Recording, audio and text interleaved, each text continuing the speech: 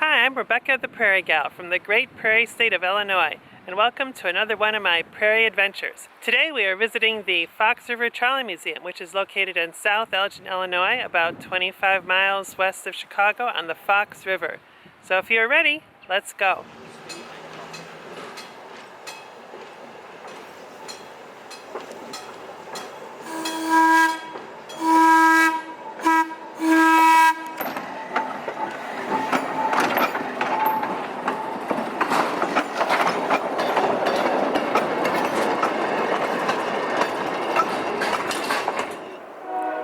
So here at the Trolley Museum, they have quite a few trolleys, but they also have other types of equipment. Some switching engines, they have a crane, and some really cool old elevated train cars.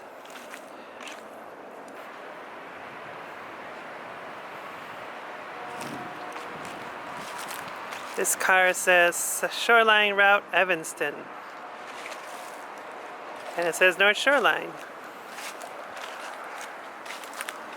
We're here in November, and it's actually an incredibly beautiful day today. Feels more like September. It's like 75, which is quite unusual for Illinois in November.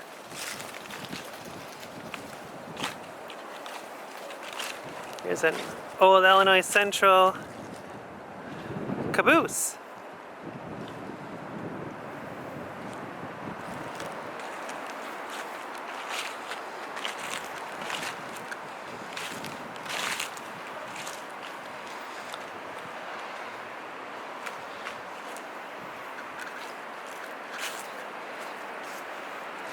These signs here explain how the cars are powered. So originally they were powered by electricity from the tracks, I believed, and then they added here those poles so they could run electricity to the lines that run over the top of the cars. But here's this trolley here in this picture shows poles on top of the car, so I'm not sure which ones were strictly just track-powered cars and which ones could run with wires above. This is the main station for the museum.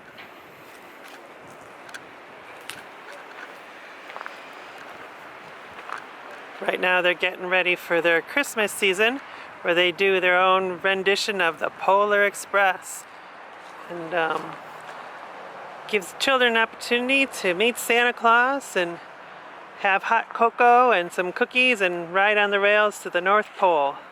So that'll be gearing up in a few weeks, just after Thanksgiving, and that's why you see some of the evergreens here on the boarding platforms. The museum is located right on the Fox River, and their track runs, I think it's 2 miles along the river. This tree is a rather old tree. Probably 300 years old would be my guess.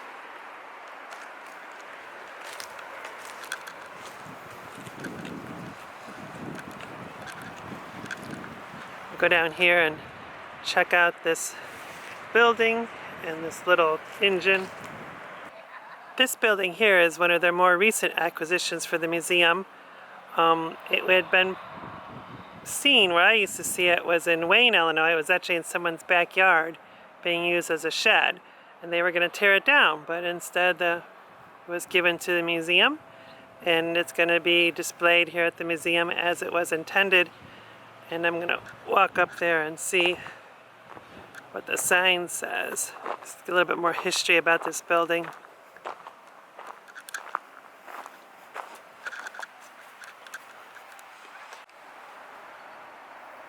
So here we go. This is the Wayne Station, and it originally served the Chicago, Aurora, and Elgin interurban line, and was originally located on the west side of the right-of-way, which is now the Illinois Prairie Path, near Army Trail Road in the village of Wayne.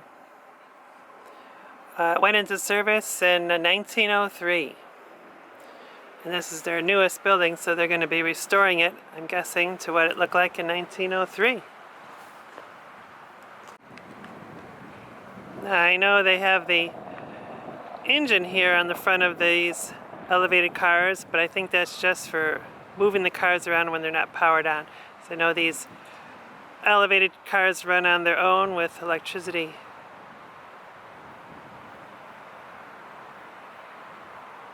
So we're gonna walk down to the barn where they're actually doing some restoration work. See what they're doing in there. Just have to be rather careful as to not trip. I am walking near the railroad tracks.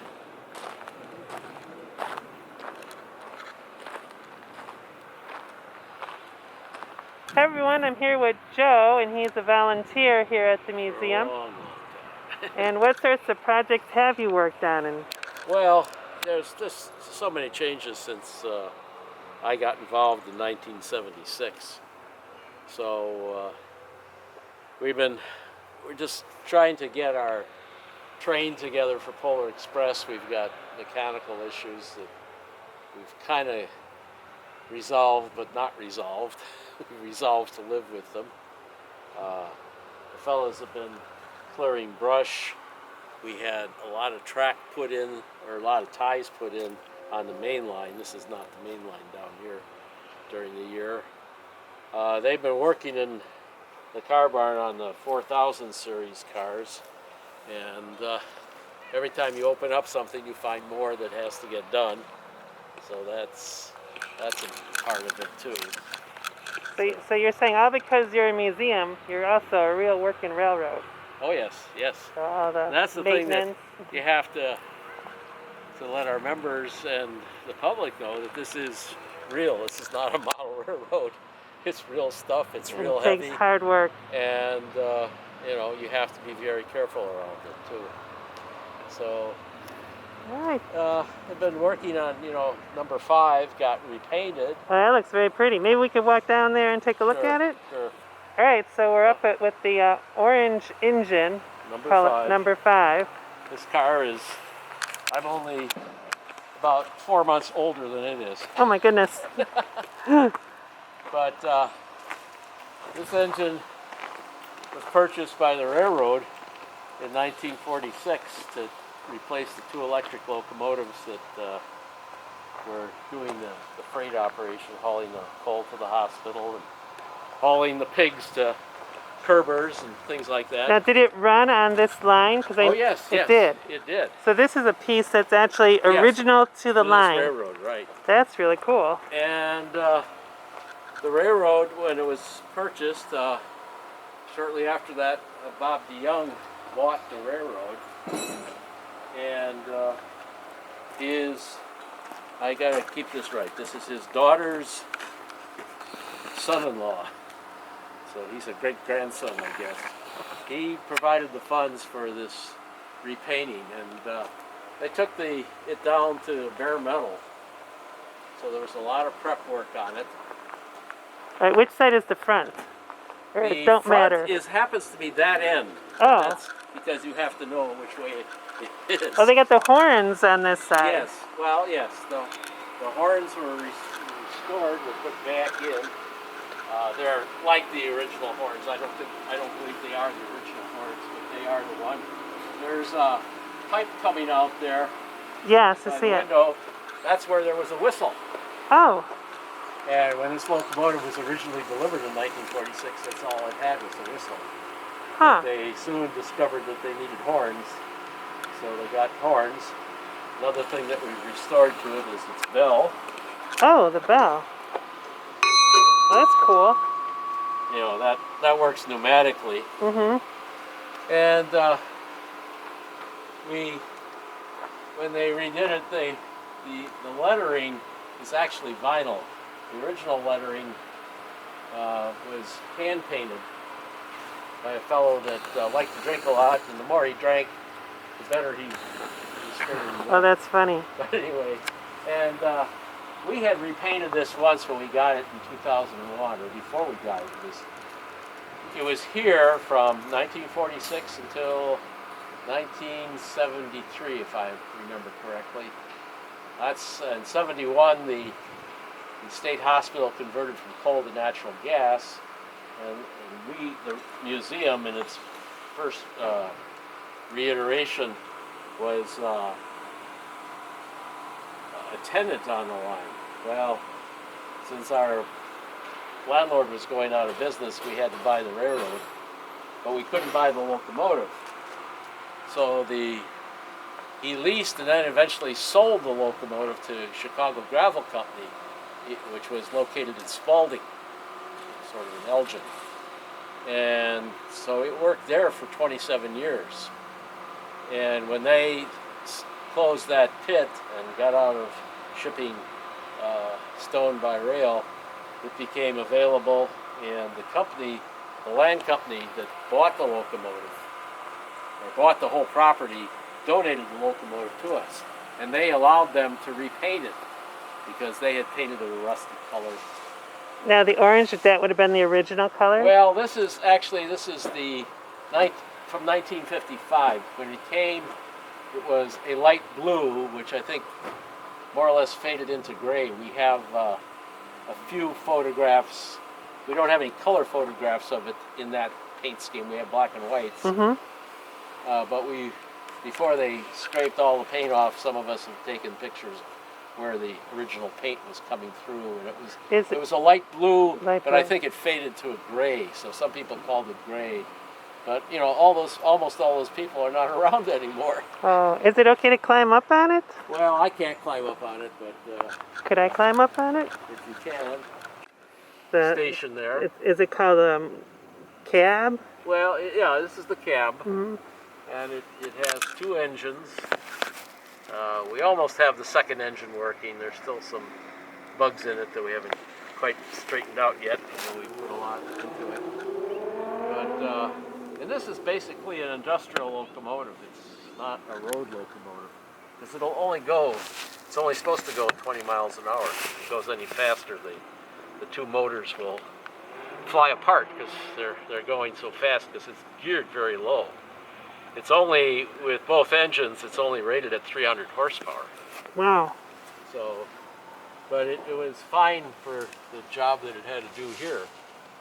Now, 4288 is our second L car, and it turns out that of all these 4000 series L cars that have been preserved, this may be the only one that has modernized windows on it.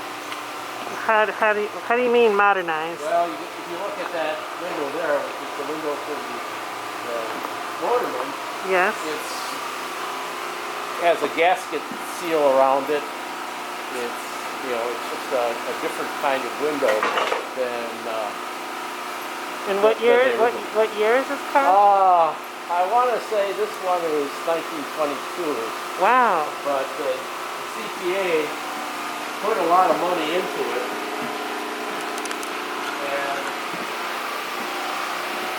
the way we're finding out, he and his father have been working here, replacing the sides. There was a lot of work that had to go into the frame right in through here, because we found when he started working on the siding, we found that there was not enough support there. But you can see these windows are more modern windows. It has a modern standing window in it. And from what I've heard, this is the only car that survived from the hundreds of cars CTA had that had this type of window in it. Wow. But here, this is where they had to take out a section of wall, and then they're gonna. They may even have these spectrums yet, but they haven't put it up yet. Interesting. And what's this really nice green painted one car behind it? That's 4451, which is closer to the way they were built. And it has all brass sash windows in it that are square. Now, none of the windows are in and the cars right now, particularly in this car, because they're being taken apart so they can be cleaned up. But on this car, everything below about here is all new steel. Oh, really? Yeah. And you know, the ends are all brand new. The cars had a bad habit of rusting out here, so instead of fixing it, they just built new walls, new end pieces. If you look at 4288 next to it, you can see the new steel that's gone in there. Oh, yeah. Yeah, unfortunately, can't show you the windows per se, Right. but this thing started at the roof. Has a completely new roof. All the carlins were repaired. New wood was put in there. New wood was put on the roof. Well, and it was insulated. But, So will this car be ready to run in the spring? We'd like to, but I would not put money on it. It's closer. This one will run. But it doesn't have any seats in it or anything. Yet. Well, we have the seats. They're out. The storage, the seat frames themselves have been repaired. Finding out that a lot of the wiring has to be replaced and changed. And that's been ongoing. The air pipes have been, and the floor, again, they rust out at the floor level, so that's all new. Air piping has gone in. This car is, you know, waiting for its windows. Gee, I don't see how the window frames that used to be here have been taken away. So what's this car behind it? Is this a caboose? This is the caboose. This is technically the oldest car in the museum. Oh, I'm looking at the oldest car in the museum. And it hasn't been outside for decades. It's a I thought 130. It's a Sioux Line caboose. I thought it might be old because it has wood siding. Well, yes, but it was rebuilt many times. Oh. By the railroad, you know, cabooses were maintained. But this one, about 25 years ago, they started working on it, and then they got other work, and it never got finished. Oh. So it's been inside all this time, and So it's turned out to be very much. So you're waiting for more volunteers. Yes, well, and it's a lower priority. We need to have electric cars that will run and carry passengers. You know, it's just so hard to do anything. You know, this is kind of our shop area, but it's got supplies in it right now. You use every inch of your space. Well, not as well as we'd like to. This is 316. Years ago, the other end was rebuilt. Now this end is getting rebuilt. It needs a new floor. Ralph Taylor's started taking it apart. He rebuilt the other end. But when you're spraying and sandblasting inside here, it's not a good environment to work in. But he's got it taken apart now. And hopefully next year he'll get back and get the new wood in and get things up so you don't have to wire things up like this to hold them up. There'll be some wood to screw them into. Temporary. Yeah. So, and this car actually did operate at the museum. I operated it here in the early 80s, and then it. And what's the year when this was? This is 1912. 1912. Yep. So now it's well over 100 years old. Oh yes, yes. I like all the wood in there. Yeah, and you know, again, if we, you know, with a little bit better shop facilities, we'd be able to get more done. Yeah, they don't build them like that anymore, do they? Oh, no. Classic. You know, this car has not only a new roof, insulation, it has a new floor. Right next to us, this is tongue and groove flooring. And even though you're a museum, all your cars got to run with to spec with safety and all that stuff Yes, because yes. you're carrying passengers. Yeah. In fact, the first thing you do is test your brake system before you go anywhere. But Brakes are good. this car served up till it was taken out of service was the most frequently operated car in the museum. We usually try and operate 2 cars at a time. And it says it actually stops at the White Sox baseball. Well, somebody finally found that sign. I don't know where that sign was. We need cool. to make up some signs like that for Yeah. our purposes. These cars were last used on what, I guess they still run it, the Evanston Express. Oh, really? From the north-south line, you run to Howard, and then to get to Evanston and up to Willamette, you would take a shuttle car. Well, during the rush hours in the morning and the evening, they would run Evanston Expresses. And that was the last real duty of these cars. I can remember coming down to Chicago to do that. Here you can see, this is one set of windows that is left because there's some notations on it inside about where things are supposed to go. But you can see that's the original brass sash, the standee, and then the lower window. And we're fortunate we seem to have the parts to fix up the windows because some of them were in bad shape. We're saving the old glass. If you look up inside here, you can see the holes in the ceiling that go up to the roof, which is where the ventilators were for fresh air ventilating, fresh air coming in and out of the car. The car also needs to have its roof completed. It has some, I'm trying to remember what it's called. It's a snow and ice shield, or water and ice shield over it. And then we have to put the canvas on, and then we have to put the boards for the trolley poles on, and so on. One of our members has been working on the side doors here. They're big side doors. One of the advantages of these cars, compared to all our other cars, is that they actually can be wheelchair accessible.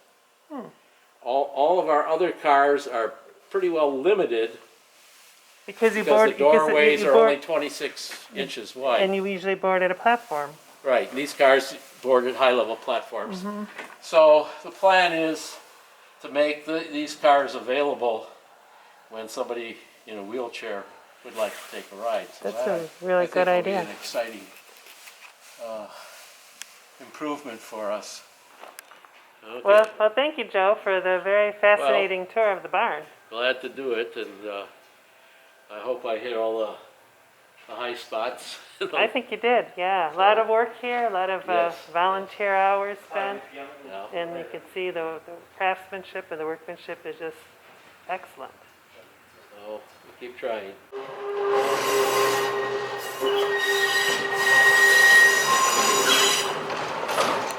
Yeah, we caught the trolley.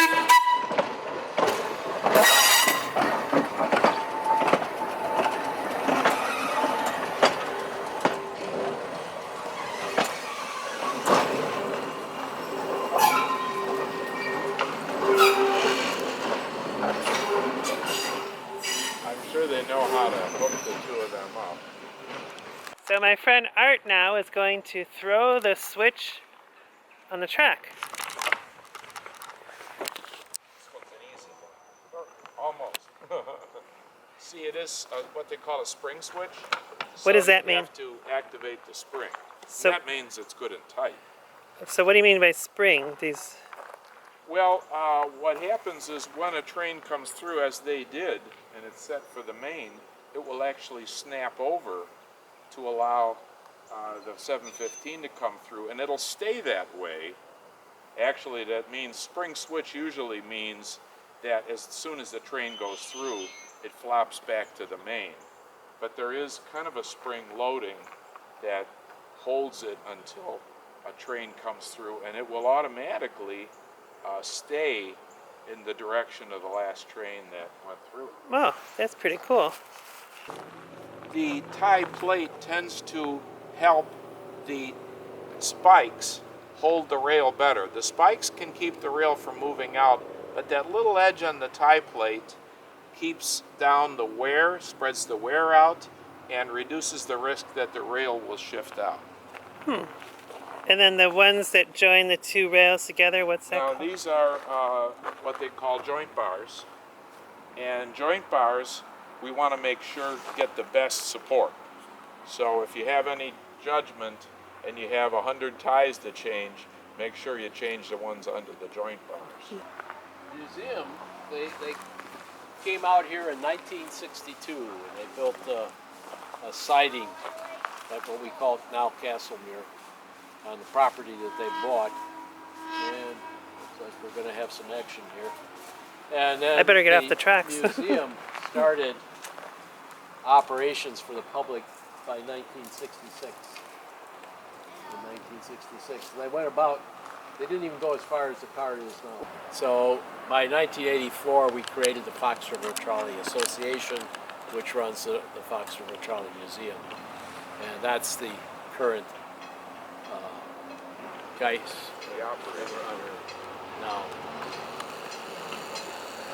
When I was in high school, they had several Aurora and L cars stored 95th and Cottage at the Chicago Export Staging Company.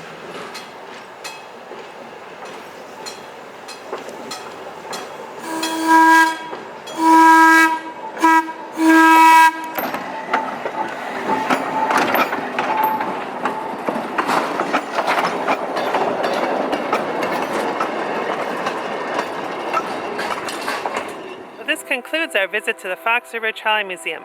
If you enjoyed today's video, please click on the thumbs up button. If you are new to this channel and would like to be notified when I have new videos uploaded, also tap down the subscribe button. So until next time, I'll see you on the prairie.